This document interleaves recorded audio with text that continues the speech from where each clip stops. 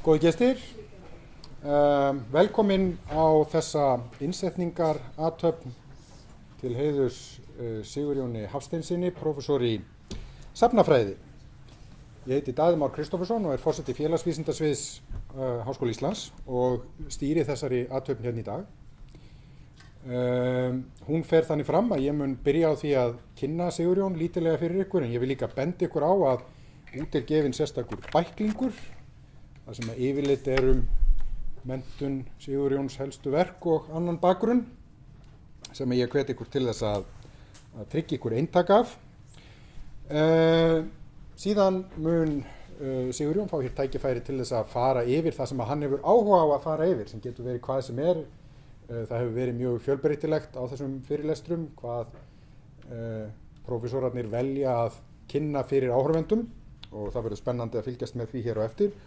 Og að loknum þeim fyrirlestri gefst tækifæri til umræðna.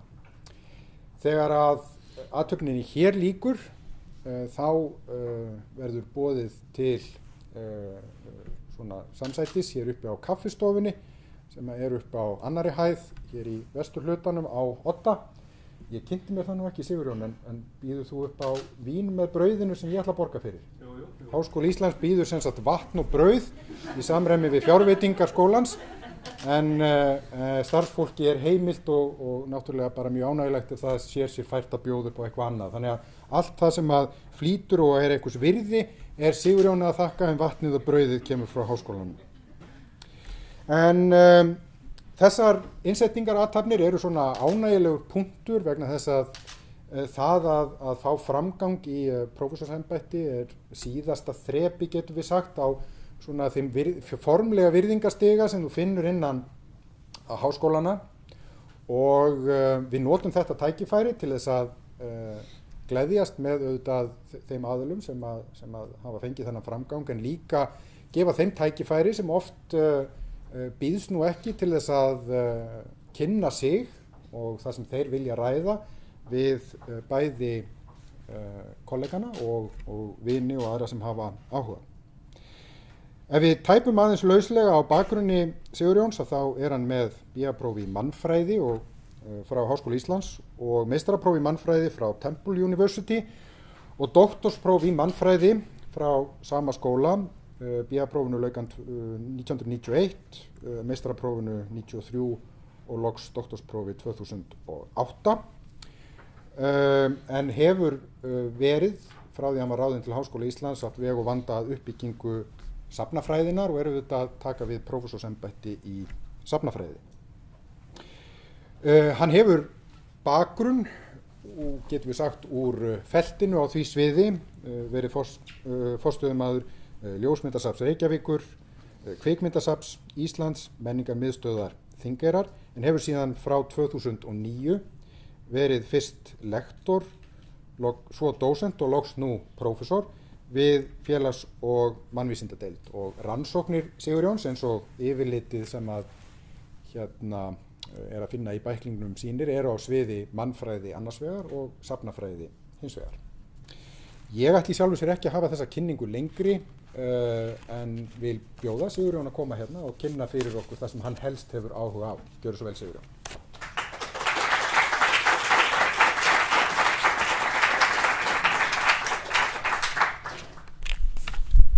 Það komið í sæl og þakka ykkur kærlega fyrir að koma hingað til þess að hlusta á mig og Daða hér í dag, og ég vona að þið hafið þolinmæði til þess að sitja í gegnum þetta og hérna við getum síðan sameinast uppi hérna á eftir og fengið okkur vatn,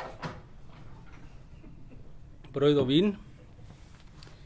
En við langar núna í dag til þess að gefa ykkur svona örlitla innsýn inn í það svona hvað lektorar, dósentar og prófessorar er að gaufa við sem sagt inn á þessum litlu skrifstofum sem við fáum og við þröngan kost innan myglu í bókum.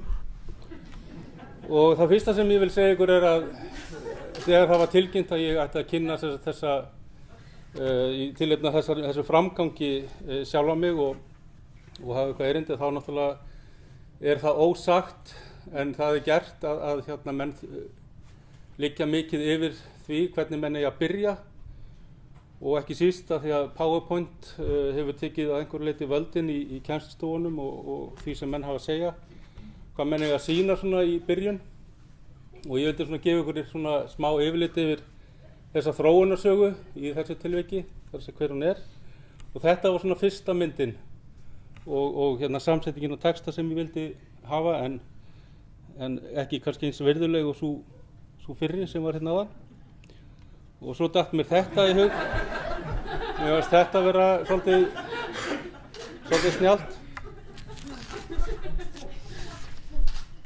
en eins og fram hefur komið hjá öðrum sem hafa verið í samskonar sporum og ég að þá maður auðvitað einhvers konar summa af þeim sem standa manni næst. Mamma til dæmis á þessari mynd lengst til hægri. Innsetningarathöfn tilefni til þess að líta í spegil, horfa yfir farinn veg og spyrja sig þeirra spurningar hvað það sem hefur komið mér í þessa stöðu að öðlast framgang í starfi innan háskólasamfélagsins og þegar ég horfi í þann spegil hann brotinn. Hann er brotinn í þeim skilningi að myndina sjálfum mér samanstendur af fleiru en eingöngu sjálfum mér. Stuðningur fjölmargra í fjölskyldunni frá barnsbeini fram á þennan dag til að mynda eitt af því sem maður sér í brotunum. Verk þeirra verður aldrei full þakkað, ekki einu sinni á fræðilegum vettvangi með tilengunum á bókakápu eða í neðanmálsgreinum. Hið sama gildir fjölmarga samverkamenn, kennurum í þeim skólum sem ég hef sótt, samnemendur í námi eða félaga sem ég hef unnið með að mörgum spennandi verkefnum í gegnum árin.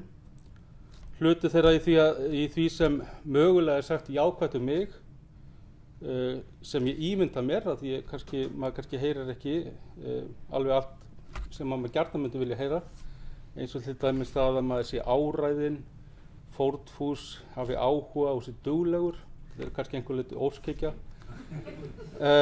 En svona óskhyggja ímyndaði mér mögulega frá þessum stóra hópi fólks sem ég hef nefnt komið og brotin eru því mörg og mynda kannski svona það sem maður blasir við ykkur hérna í dag. En auðvitað er líka svona tilfinning sem bærist í þessu litla hjarta mínu, tilfinningi svo að því að standa hérna frammi fyrir ykkur að maður hefur verið einn á báti, moka þessa djúpstæðu fræðilegu holu sem ég er nú komin í, verið í skotlínu eða við skurðgröft þar sem gónað er á mann og beðið eftir einhverju sniðugu. Óþekktir áhorfendur eða samverkamennirnir eru standandi á bakkanum og meðan ég stend valtur í svaðinu með skóflu í hönd og reyna að moka upp úr hólunni til að ná einhverju fótfestu. Ég lít svo á að háskólakennarar og ekki síst prófessorar eigi að fara fram með góðu fordæmi, leggja hönd á plóg og skóflu til að búa í haginn fyrir áframhaldandi rannsóknir. Ég tel því ekki eftir mér að vera ofan í hólu, eins og til dæmis þessari á myndinni og líka hér þar sem ég stend.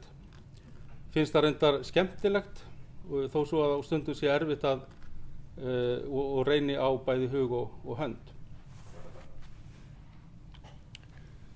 En þessi mynd af sjálfum mér eða þessi brot af sjálfum mér er ekki sjálfsögð.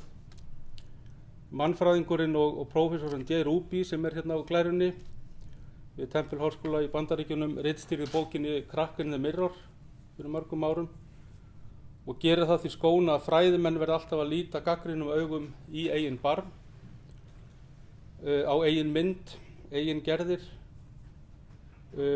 Jay varð síðar kennari minn, leiðbeinandi og vinur og hefur haft mikil áhrif á það hvaða stefnu ég hef tekið í lífinu þegar kemur að fræðilegum hugðarefnum. Jay gerði sér færum það að vera leiðinlegur, þessi þyrnir í skónum sem er svo fjári óþægilegur, alltaf gassbrandi að eitthvað sé gallað, að menn og konur á fræðilegum vettvangi þurfa að gera betur til þess að ná árangri. Og Jay tók með öðrum orðum hlutverksins sem fræðimaður alvarlega og hefur í mörgum tilvikum uppskorið andúð og skítkast, leiðindi á móti. Í öðrum tilfellum hafa menn hins vegar átt að segja á því hvaða sem hann að reyna að gera og kunna meta þá stöðu sem hann tók sér. En hann er orðinn emeritus í dag og ég tel mig vera þar á meðal, en staðan sem hann tók sér er svo að hlutverk gagnrýnandans er alltaf vanþakklátt. Hún kemur stundum við kaunin á fólki og þykir óþægileg og kannski má líka finna í því hlutverki einhver sannleikskorn að í garðspyrnu sé eitthvað nytsamlegt að hafa. Á öðrum stundum þarf maður að bakka, endurskoða afstöðu sína og jafnvel að biðjast afsökunar. Ég kemst reyndar ekki í skóna þar sem Jay hafði hælana í hlutverki gagnrýnandans, en ég er þó á veikum mætti og mun reyna að halda því áfram að tróða mér í hans skó.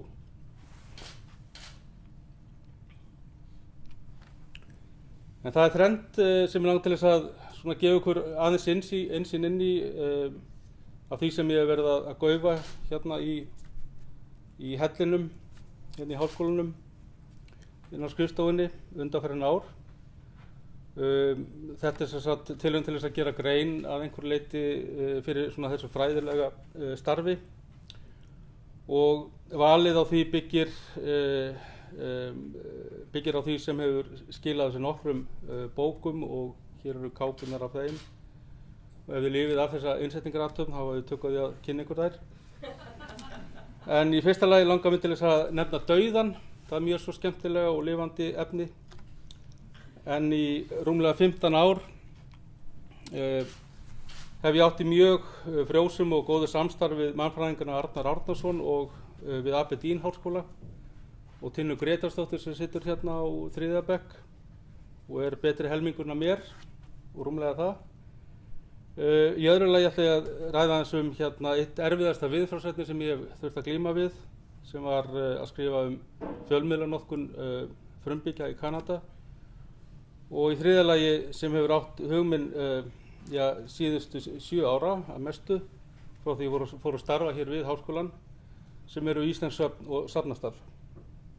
Og við skulum byrja þá á endinum. En Jay Ruby, sem ég minntist á hérna áðan, hann skrifaði bók og greinar fyrir mörgum árum þennan sið að taka ljósmyndir af látnu fólki. Og þegar ég kom heim frá Bandaríkjunum eftir MA-námið tók við ekki akur blóma og atvinnutækifæra, heldur þunglindis og atvinnuleysi.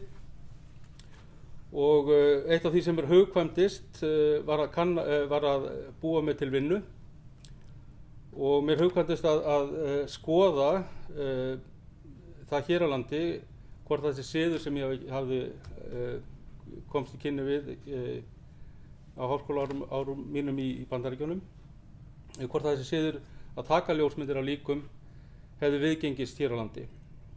Ég fór á ljósmyndasöfnin, fann slíka myndir, tók viðtöl við fólk sem átti slíka myndir og hafði tekið slíka myndir og gerði meðal annars útvarpsþátt þetta tiltekna efni og stóða sýningu á þessu ljósmyndum í samstarfi við Þjóðminjasafnið á Mokka árið 1996. Og samhliða sýningunni ritstýrði þessari bók sem þessi líflega bókakápa er af hérna vinstra megin, en hún er safn greina dauðan í íslensku samfélagi í fortíð og nútíð, dauðan og sorgina, og eru ýmsir höfundar með greinar í henni.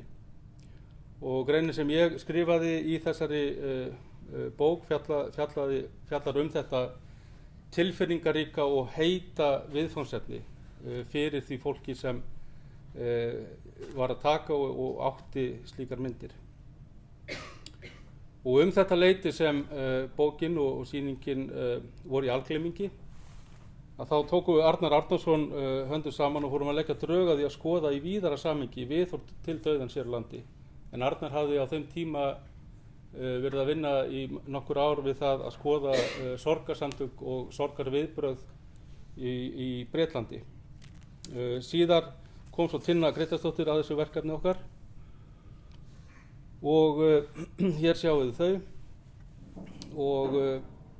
en megin viðfangsefni okkar undanfarin myndi ég segja 15-16 ár hefur verið að takast á við spurninguna endurvakningu og áhuga á dauðanum í vestrænum samfélögum og í okkar tilviki með sérstakri áherslu á Ísland.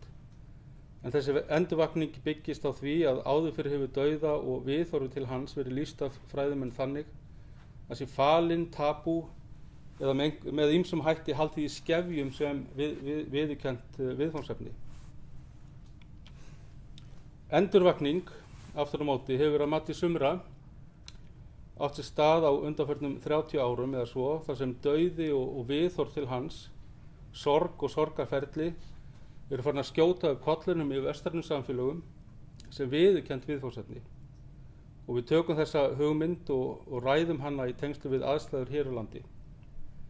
Greining og umræða okkar miðast við að draga fram tengslin á milli umræðum dauða og stjórnvisku nýfrjálshyggju eða Gaume mentality sem í raun og veru spurningar þetta klassíska viðfangsefni félagsvísindana tengslin milli einstaklinga og samfélags.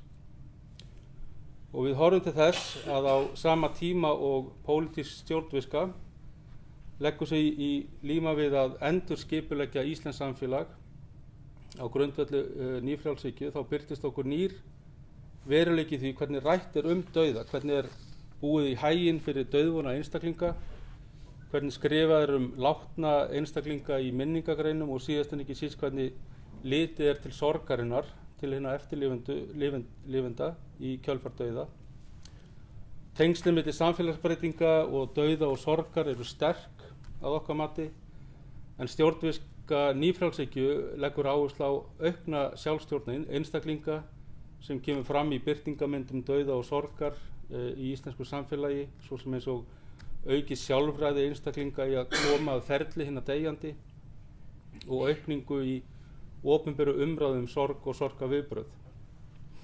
Og við höfum birt nokkrar greinar á alþjóðlegu vettvangi þessu efni og á næsta ári er von á bók sem er samantekt á þeim.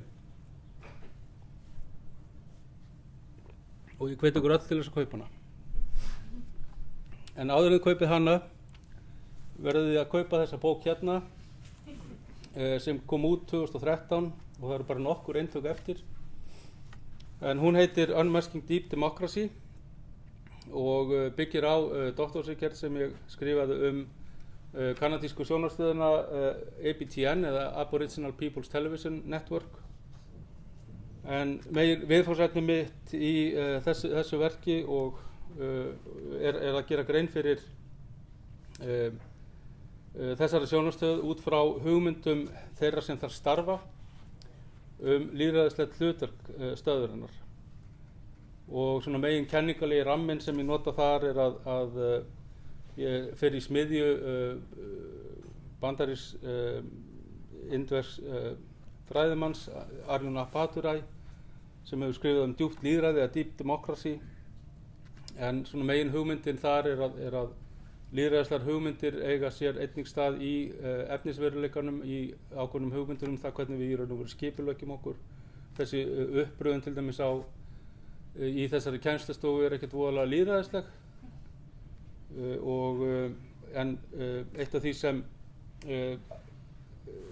stöðin hefur tileinkað sér er að draga fram hugmyndir, gildi og ýmislegt úr menningu og samfélögum frumbyggja í Kanada og innleiða það inn í starf sjónvarpsstöðvarinnar.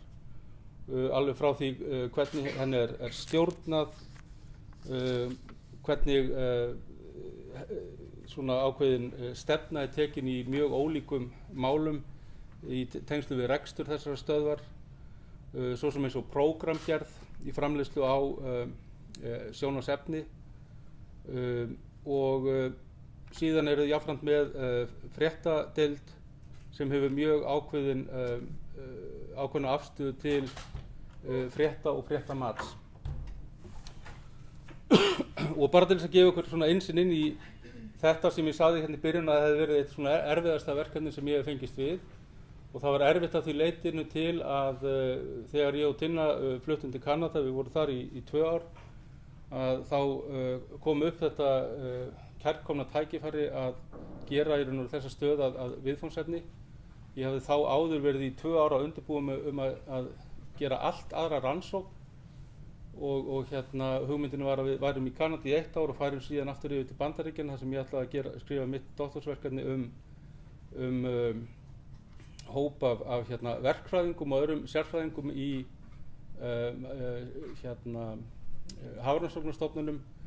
Hafrannsóknastofnun í Bandaríkjunum, Woods Hole stofnunin í Bandaríkjunum.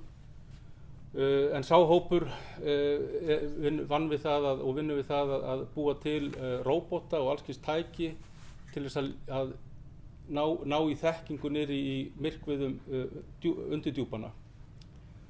Og það var ég var búinn að eyða miklum tími í þennan undirbúning og allt það, en við síðan flytjum þann til Winnipeg og kaupum svona lítið sjónvarp, og þar var ein af stöðunum með útsendingar, ABTN, og ég hafði verið að kenna við háskólann í Temple námskeið fjölmiðla starf frumbyggja, og þegar ég var búinn að horfa þarna í nokkra daga á þessu stöð, þá var ég alveg heillaður af þessari stöð, af því að þetta var svona uník og uník á margan hátt, og leitaði því til minns leiðbeinenda þá hvort ég mætti ekki skipta hest út í miðri á, og þar sem ég var svona einhver leyti ágætlega búinn undir það, var búinn að svona hræra í þessu grauta í þessu efni í nokkur ár, að þá fékk ég leyfi til þess. En erfiðleikarnir voru þetta var tiltölulega auðvelt að breyta þarna kúrsinn, en erfiðleikarnir byrjuðu þegar ég ætlaði síðan að leita til stöðurann að fá leyfi til þess að vera á þvælingi þarna í stöðinni, og svona eins og típísku mannfræðingur í svona hvað ekki, bómullarjakki eða vesti með nótubók og blýant, upptökutæki og litla myndavél og valsa þar stöðuna, og skrifaði formlegt bréf, var í tölvusamskiptum, en síðan kom úrskurðurinn það að þau vildi ekkert með mig hafa, og ég var því í svona djúpum skít að mér fannst, en hafði þá nýlega lesið verk eftir breskan mannfræðing sem hafði verið að skoða skrifa etnografíu kjarnorkurannsóknarstöð í Kaliforníu, og það ríkir mikil leynd yfir þeim rannsóknum sem þar eru stundaðar. En hann hafði mikinn áhuga því að vera að vinna með þessum, kynna sér út frá einhverjum tilteknum sjónarmiðum starfsemi þessa hóps sem ansi fjölmennur í tengslum við þessa rannsóknarstöð, en hann náttúrulega fékk ekki leyfi til þess að fara inn fyrir ákveðna girðingu í stöðinni, en í stað þess að leggja árar í bát, að þá skoðaði hann bara samfélagið í kringu það og talaði við fyrrum starfsmenn þessara tilraunastofu og komst þannig svona einhvern veginn að efninu, en eftir svona kannski að einhver leyti svona óbeinu leiðum. Og mér fannst þetta kannski, þrátt fyrir negið, að þetta væri kannski svona módel sem ég geti nota til þess að skoða þessa stöð, sem ég gerði. Reyndar hleyptuðu mér inn í 1 mánuð og ég var því að valsa eins og var nánast á hlaupaskónum í heilan mánuð við það að fór þarna inn í allar kytur og kima og talaði við eins marga og ég gat, og náði þannig í mjög svona gagnleg gögn til þess að halda þessu verki áfram.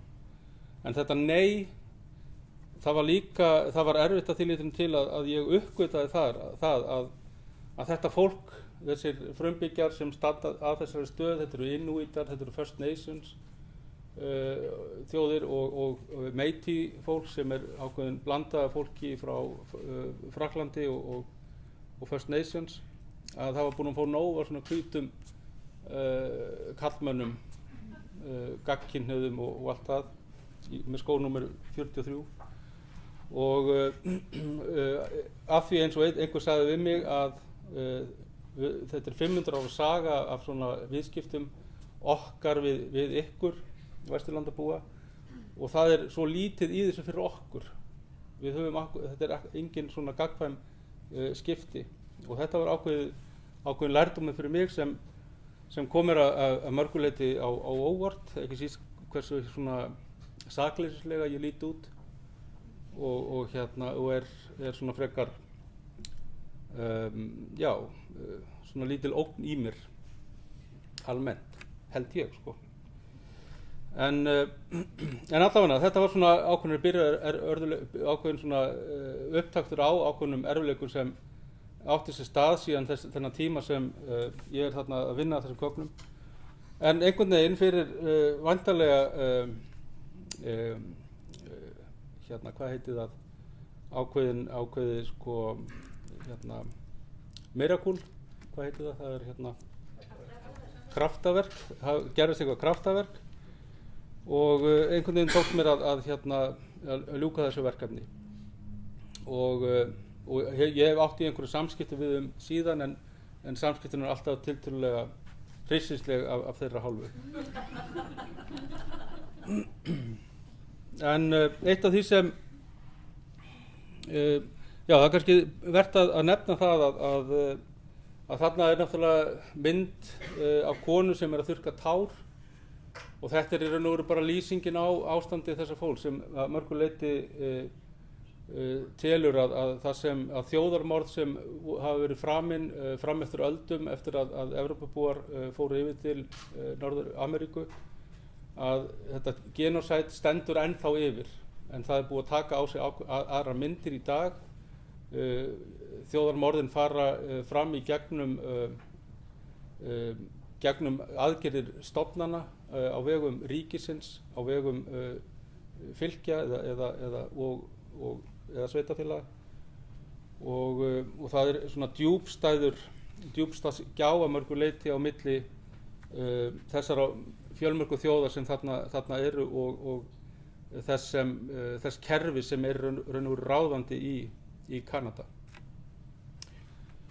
En John Wayne sem sagt, hann gerði ekki út af við þetta fólk, þau skipta ennþá milljónum og ef eitthvað það fer fjölgandi þó að í sumum samfélögum fara þeim fækkandi. En eitt af því sem mér fannst mjög heillandi við það að fást við þetta starf eða þessa rannsókn í raun og veru sýn þeirra á það starf sem þau gera. Hlutverk stöðvarinnar. Hlutverk stöðvarinnar ekki fyrst og fremst að gera grein fyrir því sem liðið eða gera grein fyrir því sem á sér stað í samtímanum. Einkunnarorð þessara stöðvar að við erum að líta til framtíðarinnar. Hlutverk okkar að horfa til hennar, komandi kynslóða, þessara kynslóða sem eru að vaxa úr grasi og þeirra kynslóða sem eiga eftir að fæðast og það það starf sem við erum að vinna fyrir þau. Þannig að stöðin og fólk sem þar vinnur á grundvelli svona ýmissa rótgróinna hugmynda úr samfélögum frumbyggja er ríkulegt menntunarlegt gildi sem nota bene að mörgu leyti hliðstætt við það hvernig umræða hlutverk safna og en það eru margir sem halda því fram að söfnin snúist bara einhverja fortíð, í raun og veru sé einhverja risastórar geymslur en það bara alls ekki þannig. Þetta að mörgu leyti og kannski öllu leyti ekkert ósvipuð pæling að minnsta kosti síðustu 200 árin eða svo að þetta ákveðin fjárfesting til þeirra framtíðar sem verður vonandi. En skulum aðeins skipta gír. Ég kem síðan hingað inn í háskólann og 5 árum eftir að ég kem hingað inn að þá fer ég að bjástra við það að föndra við hugmynd sem kviknaði þegar við bjöggum norður á Húsavík og þar sem ég var sem sagt forstöðumaður menningarmiðstöð Þingeyinga en ekki Þingeyrar eins og en þarna kemur náttúrulega augljós byggðapólitík inn. Þú ert náttúrulega að fá Kópasker eða ekki? En Kópasker er þessar stærri staður og öflugri sko, en Þingeyri svona ekki, en Þingeyingar hefðu tekið þetta til sín. En þarna var sem sagt reiðarsafnið á þeim tíma sem við vorum þar. Og ég veit ekki hvort ég hafi lýst því fyrir ykkur, en eitt af því sem svona skemmti mér var það að alltaf þegar ég var að keyra heim úr vinnunni eða fara í vinnunni eða var eitthvað að skjótast í tengslum við safnið eða út af einhverju öðru, að þá var allir alltaf skellir hlæjandi þarna fyrir utan safnið, reiðarsafnið. Og bara, þú veist, bendandi og potandi og takandi myndir og eitthvað. Og mér finnst þetta alveg stórkostlega heillandi að því að gestirnir sem komu á safnið þar sem ég vann, þeir voru nákvæmlega ekki svona. Og ég hugsaði með mér að þarna væri kannski eitthvað tilefni til þess að ég geti mögulega svona lært eitthvað af þeim. Af Sigurði Atli heldur Hjartarsyni sem stofnaði og rak þetta safn. Og það tókst á með okkur góðu vinskapur og ég þegar við vorum þar þá safnaði gögnum líka eftir að ég kem hingað og bókin er sem sagt árangurinn því. Og eitt af því sem ég geri er að nota þessa vinnu okkar Tinnu og Arnars á grundvelli nýfrjálshyggjunnar sem ég minntist á, þar sem við höfum að nota hana í tengslu við þetta dauðaverkefni, er að ég svona færi mig svolítið yfir á þetta menningapólitíska svið og lít á sem sagt verkefni á safnið svona í því ljósi og raun og veru að einhverju leyti að brúa þá aftur saman þetta bil milli annars vegar einhverju svona stærri strúktúra og einstaklingsins og svona framtakssemi hans. Og Sigurður Hjartarson sem er sko mikill vinstri maður hefur náttúrulega oft og lengi hrist hausinn yfir því og sagt við mig, ég skil ekki akkur út alltaf að reyna að tróða mér inn í þennan ramma hægri mannana, inn í þessa helvítis nýfrjálshyggju, en ég er náttúrulega bara hlegið með honum að því, fundist það skemmtilegt en mjög svo relevant sjónarmið og er í sjálfu sér ákveðið viðfangsefni út af fyrir sig, það er alltaf grein í þessu kommenti hans.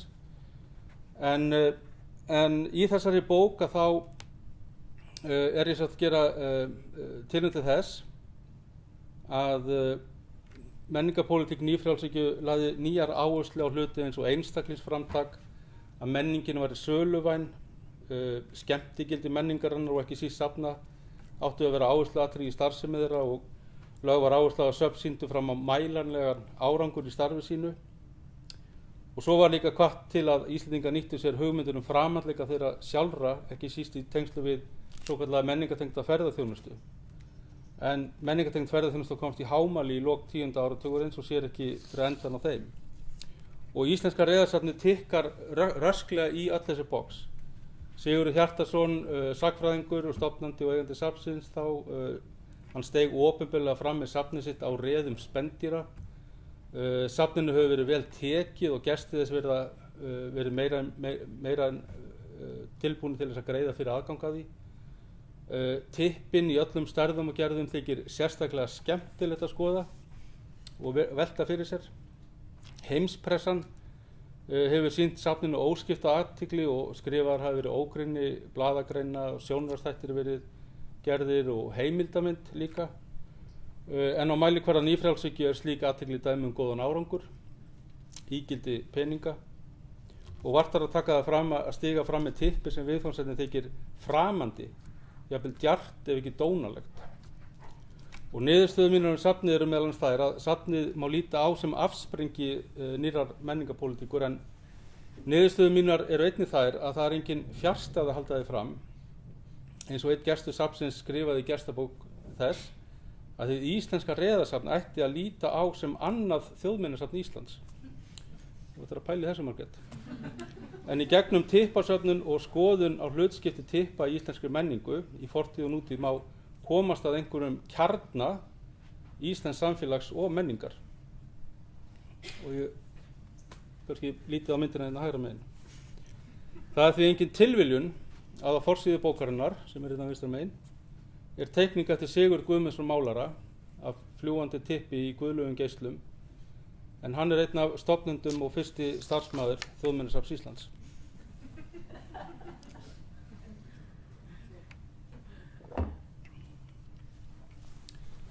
Mér langar svo hérna í lokin til þess að segja ykkur örlítið frá 3 verkefnum sem ég er að vinna að þessi misserin. En fyrsta verkefnið er bókaverkefni sem fjallar torfhús, og í því verki fer ég og samstarfsmaður minn yfir 150 ára viðhorfssögu torfhús frá dögum Sigurðar Guðmundssonar málara til dagsins í dag. Og þetta er saga átaka rótgróna byggingarhefð Íslendinga, en átökin eiga sér stað á ýmsum vettvangi, og við svona í okkar verki, ég og Marta, greinum þá helst 3 innan safnageirans, þar sem tekist er á gildi torfhúsa og varðveislu þeirra, innan opinbera geirans, þar sem hugmyndir framfarir íslensks samfélags ruddu úr vegi og útrýmdu torfhúsum með skipulögðum hætti frá lokum 19. aldar og alveg fram á 9. áratug síðustu aldar, sumir vilja halda jafnvel lengur, og svo meðal almennings, sem er ekki síður áhugavert, þar sem ólíkar hugmyndir gildi torfhúsa leika lausum hala og taka á sig þversagnarkennda myndir, allt frá svona glaðhlakkalegum feginleika yfir því að tímabil torfhúsa sé lokið í íslenskri sögu, yfir í djúpstæða sorg og eftirsjá. Annað verkefni sem hefur vaxið upp úr því fyrrnefnda er svo skoðun á torfhúsum í tengslu við kenningastraumar sem hafa verið að ryðja sig til rúms á undanförnum árum og kenndir eru við posthumanisma, og þeir kenningastraumar eru í ákveðnu skilningi róttækir, þar sem gerði tilraun til þess að kollvarpa mannkverfri hugsun heiminn og það sem í honum er.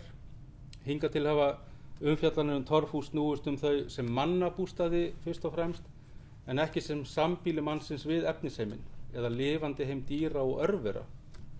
En posthumanískar kenningar undirstrika nauðsyn þess fyrir mannin að endurskoða siðferðilega afstöðu og meðferð sína á jörðinni, lífheiminum og tækni. Sé það ekki gert er viðbúið að mannkynið og við öll og afkomendur okkar munu steypa sér í eilífa glötun ef ekki dauða sem tegundar, þar sem kapitalískir framleiðsluhættir munu þurrausa auðlindir jarðar og stuðla að mengun lífríkisins með áherslu sinni á neyslu. Torfhús eru sérstaklega heppilegt dæmi að okkar mati til að taka þátt í þeirra umræðu sem á sér nú stað framtíð mannsins við þessar aðstæður. En margir lífrænir eiginleikar torfhúsa geta mögulega varpað hulunni af mikilvægi þess að búa við aðstæður sem eru sjálfbærar, taka mið af þeim gæðum sem eru í nær umhverfi okkar og einnig gera okkur grein fyrir því hversu tenging okkar við smæstu sambýlinga mannsins, orma, bjöllur, kóngulær og enn smærri lífverur eins og örverur er nauðsynleg. Þetta var svakalegur lestur.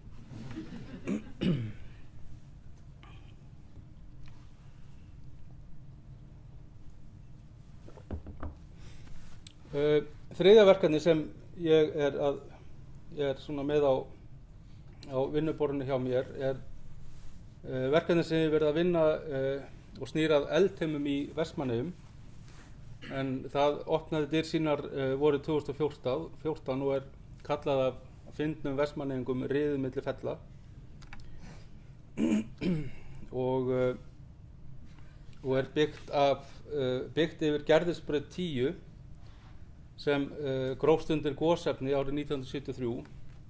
Eldheimar hafa líka að geyma sýningu gosið og áhrif þess á íbúa eyjanna, og pælingin í þessu verkefni eru þessar, og hér koma nokkrar spurningar.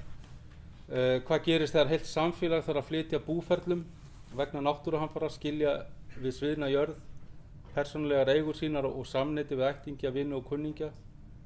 Hvernig tekst samfélagið í eiginu á við að endurheimta minningar þegar fólk snýr tilbaka eftir hamfarirnar? Gegna eldheimar einhverjum hlutverkum og ef svo hvaða? Hvað er á valdi Eldheima til þess að græða hugmyndina sameiginlegar minningar, endurskapa nýtt samfélag? Hvaða áhrif hafa eldheimar á samfélagið í Eyjum til að takast á við erfiðleika og sorg sem fylgt hefur í kjölfarið á náttúruhamförunum? En að tala gosið viðkvæmt umfjöllunarefni í Eyjum og líka á öðrum stöðum hringinn í kringu landið, ekki síst hjá þessu svokölluðu brottfluttu Eyjamönnum. Og margir hafa lýst því þannig að sem upplifði þetta gos að gosið sé ekki búið að gera þetta upp núna rúmlega 40 árum eftir að þetta gerðist og eru þar með tregir til þess að ræða það. Þannig að með tilkomu þessa mjög svo stóra safns í raun og veru öllum skilningi þess orðs inn í þetta litla samfélag tilefni til þess að velta því fyrir sér hvort að eldheimar sé ekki að rífa ofan af mörgum sárum og mögulega líka að búa til ný. En eitt af því sem af því að ég vil svona kannski tengja þetta við svona þessa skemmtilega pælingar dauðan sem ég minnst á að einn einstaklingur lést í þessu gosi, en að viðtölum mínu við fólk að þá hefur fólk líka talað annars konar dauða og dauðinn getur verið því í svona allskyns myndum og eitt dæmi það að það grófist 400 hús undir glóandi hraunið, hurfu undir yfirbúi jarðar, æskuslóðurnar eru dánar, þær eru grafnar og minningarnar einar eftir. Sumir hafa jafnvel talað það að eitthvað hafi dáið inn í fólki eftir hamfarirnar. Það dofnaði við félagslífinu og breyttist með tilkomu nýs fólks, aðkomu fólksins sem flutti til Eyja eftir gosið. Og svo má ekki heldur gleyma því að gömlu tengslin dóu. Það voru margir sem flutti ekki aftur til Eyja af ýmsum ástæðum og meðal annars ekki síst af þeirri ástæðu að fólk bjó við svona ríkan ótta við það að fara aftur inn á Eyju sem á þeim tíma sem gosi stóð, að þá bjuggust jafnvel menn við því og það var ein ástæða fyrir því að fólki var flutt upp á land að Eyja myndi bara springa. Menn vissi svo sem ekki hvað myndi gerast en til þess að hafa vaðið fyrir neðan sig þá hefði verið leiðilegt að sjá þess að þarna 4-5.000 manns springa í loft upp.